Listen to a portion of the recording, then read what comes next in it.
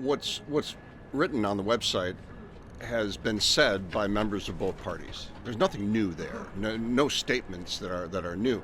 It's new for the State Department to say that. So you have to ask yourself the question: why is the State Department saying that? And I think it speaks to a little bit of a difference of the function of the State Department under a Trump administration.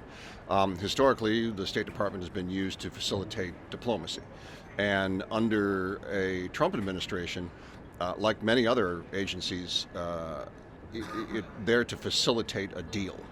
And so it's really about deal making and positioning for a deal.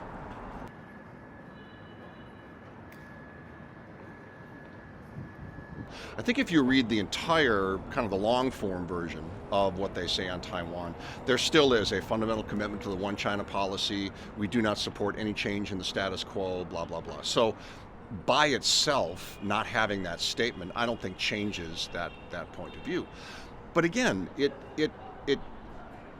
throws the other side off, right? It puts them on the back foot, or they're not quite sure which foot to stand on. And that, in President Trump's point of view, is a good thing.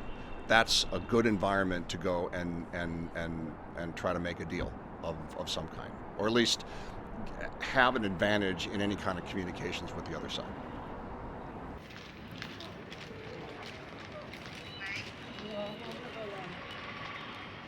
The U.S. has been the first responder. They've been the one to do something, and China has always reacted. China has fewer options in how it reacts to things, and how it responds. In diplomacy or in anything, we talk about a proportional response. Is it at the same level? Is it the same impact and things like that? And again, because of China's connection with the U.S., connection with the economies of the NATO bloc, they can't necessarily be exactly proportional in that sense.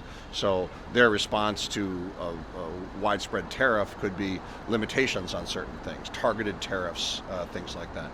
I think they're going to be very careful.